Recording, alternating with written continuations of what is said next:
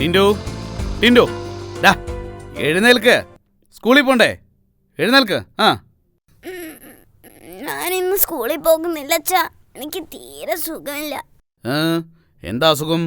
എനിക്ക് സ്കൂളിൽ പോയിട്ട് ഒരു സുഖം തോന്നുന്നില്ല. ആഹാ, സ്കൂളിൽ പോകുന്നത് സുഖം കിട്ടാനല്ല, പഠിക്കാനാ. എണീറ്റ് എണീറ്റേ.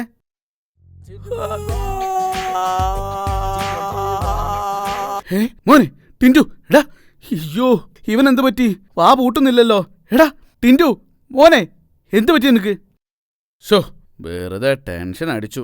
ഇങ്ങനെയൊരു കൂട്ടുവായ. അത് പിന്നെ അച്ഛാ, ഇന്നലെ സൺഡേ ആയിരുന്നില്ലേ?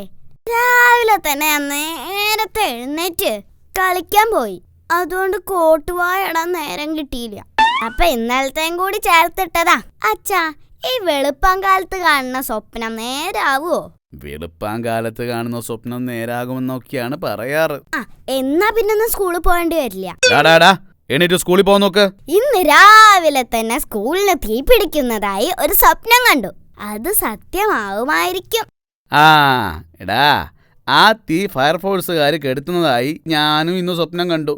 എടാ, നീ ടിൻഡുമോനാണെങ്കിൽ ഞാൻ നിന്റെ അച്ഛൻ കുഞ്ഞുമോനാണടാ, കുഞ്ഞുമോൻ.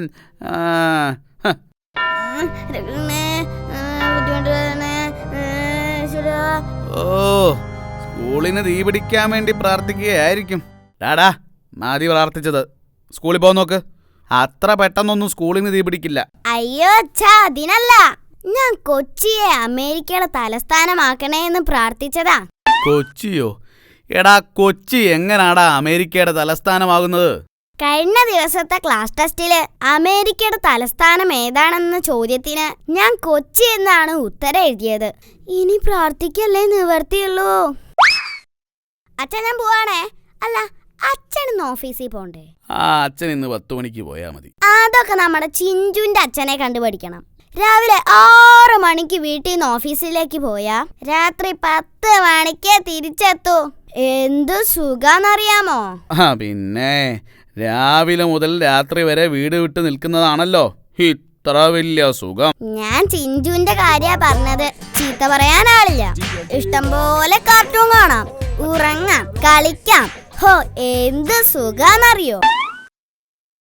എന്താ ടിൻഡു, നീ എന്റെ ക്ലാസ്സിൽ മാത്രം കണ്ണട വയ്ക്കുന്നത്? അത് പിന്നെ ഡോക്ടർ പറഞ്ഞിട്ടുണ്ട്, തലവേദന വരുമ്പോ കണ്ണട വെക്കണമെന്ന്.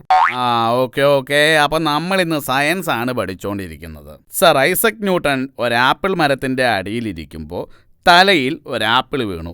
അങ്ങനെയാണ് അദ്ദേഹം ഗ്രാവിറ്റി കണ്ടുപിടിച്ചത്. എന്തൊരത്ഭുതമല്ലേ? അത്ര വലിയ സംഭവമൊന്നുമല്ല. അയാള് നമ്മളെ പോലെ ക്ലാസ്സിലിരിക്കുകയായിരുന്നെങ്കിൽ ഒരു കുന്തവും കണ്ടുപിടിക്കില്ലായിരുന്നു.